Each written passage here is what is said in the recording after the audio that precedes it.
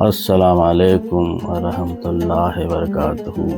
آج کی اس ویڈیو میں ہم سنیں گے ایک ایسی روحانی کہانی، ایمانی اور اتہاس کی اصلی کہانی، جس میں محبت ہے، امتحان ہے، صبر ہے اور آخر میں اللہ کی۔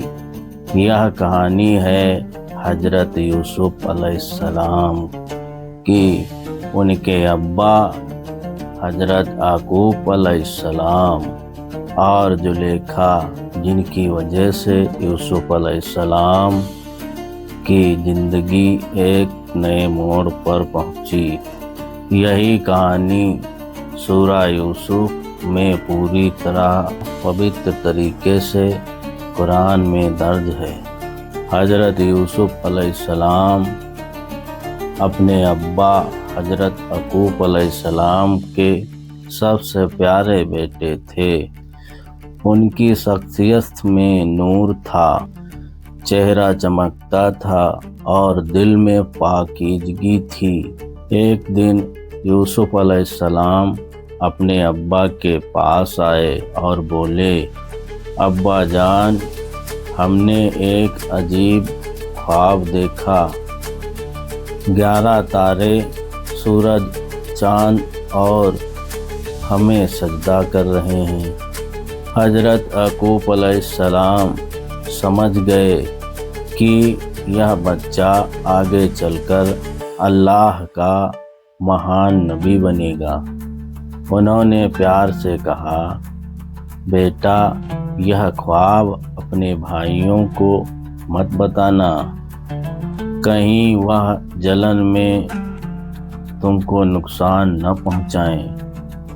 حضرت یعقوب علیہ السلام یوسف علیہ السلام کو بہت چاہتے تھے۔ یہ چاہت ان کے بھائیوں کو کھٹکتی تھی۔ ایک دن بھائیوں نے صلاح کی، یوسف کو راستے سے ہٹانا ہوگا، پھر ابا ہمیں چاہیں گے۔ ایک بھائی نے کہا، اسے مارو مت، کسی کنویں میں ڈال دیتے ہیں، کوئی قافلہ آئے گا اور اسے اٹھا لے جائے گا۔ بس اسی جلن نے ایک نبی کے بیٹے کے لیے پہلی آزمائش کھڑی کر دی۔ بھائی یوسف کو کھیل کھیل میں باہر لے گئے۔ بچپن کی معصومیت۔ یوسف علیہ السلام کو کوئی شک نہیں ہوا۔ پھر اچانک بھائیوں نے ان کو پکڑ کر ایک گہرے کنویں میں ڈال دیا۔ یوسف علیہ السلام کا دل دکھا، مگر انہوں نے کہا، میرا رب مجھے کبھی اکیلا نہیں چھوڑے گا۔ شام کو بھائی روتے ہوئے گھر لوٹے اور بولے، ابو، یوسف کو بھیڑیے نے کھا لیا۔ حضرت یعقوب علیہ السلام ان کا جھوٹ پہچان لیا، مگر چپ چاپ صبر کیا اور کہا، میں صرف اپنے اللہ سے مدد مانگتا ہوں۔ اگلے دن ایک قافلہ وہاں سے گزرا۔ جب انہوں نے کنویں میں بالٹی ڈالی تو انہیں ایک خوبصورت بچہ ملا۔ انہوں نے کہا، کیا نصیب ہے ہمارا، چلو اسے مصر لے جا کر بیچ دیں گے۔ اور یوسف علیہ السلام کو غلام بنا کر مصر لایا گیا۔ مصر کی بازار میں یوسف علیہ السلام کو غلاموں کی لائن میں لگایا گیا۔ ہر دیکھنے والے ان کی خوبصورتی دیکھ کر حیران رہ جاتا۔ آخرکار عزیز مصر نے انہیں خرید لیا اور اپنی بیوی زلیخا سے کہا، اسے عزت دینا شاید ہمیں یہ فائدہ دے، یا ہم اسے بیٹا بنا لیں۔ یہی یوسف علیہ السلام کی ایک نئی زندگی کی شروعات تھی۔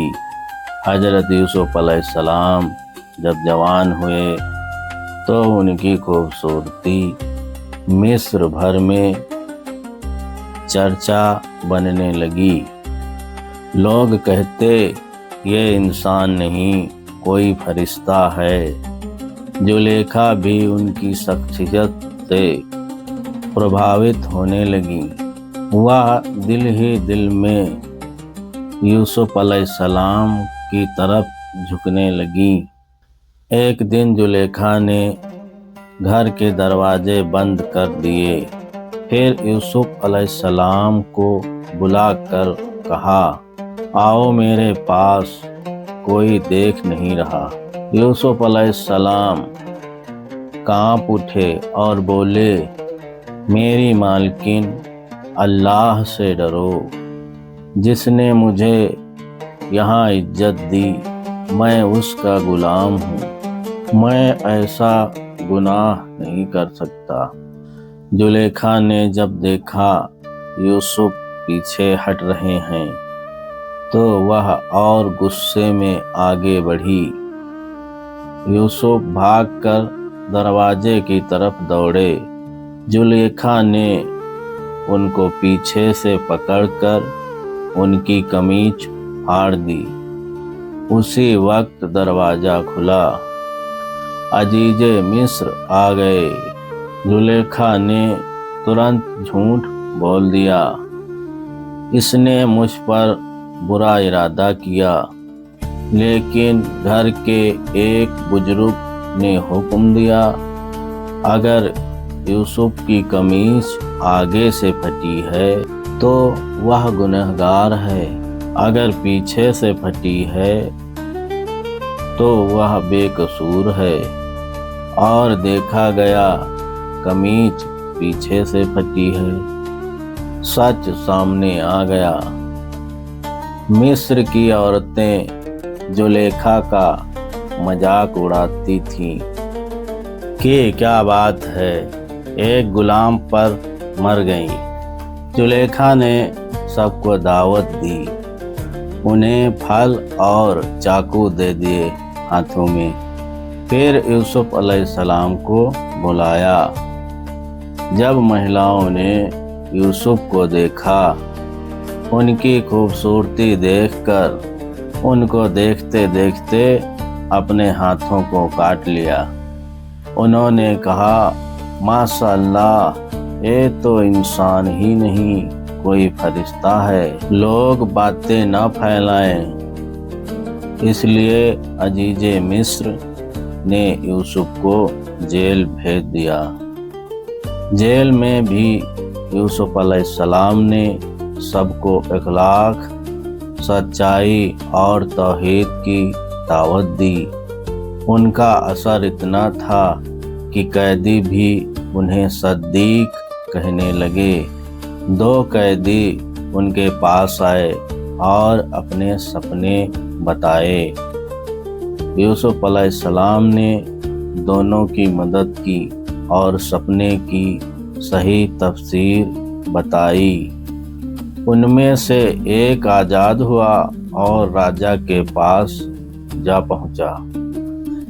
ایک رات بادشاہ نے خواب دیکھا، 7 موٹی گائیں، 7 دبلی گائیں، 7 دبلی گائیوں کو کھا لی۔ کسی کو سمجھ نہ آیا۔ تب اس آزاد آدمی کو یوسف علیہ السلام کا خیال آیا۔ پھر یوسف علیہ السلام کو بلایا گیا اور یوسف علیہ السلام نے تعبیر دی، 7 سال خوب فصل ہوگی، پھر 7 سال بھیانک اکال آئے گا۔ یہی مصر کی قسمت کا فیصلہ تھا۔ راجا نے حکم دیا، پہلے یوسف کی بے گناہی کی جانچ کرو، عورتیں بلائی گئیں اور زلیخا نے بھی اقرار کیا۔ سچ یہی ہے، یوسف پاک دامن ہیں۔ اس طرح یوسف علیہ السلام کی عزت ساری دنیا کے سامنے آ گئی۔ راجا نے یوسف علیہ السلام کو مصر کا خزانہ پربندھک بنا دیا۔ جنگل اکال پڑا۔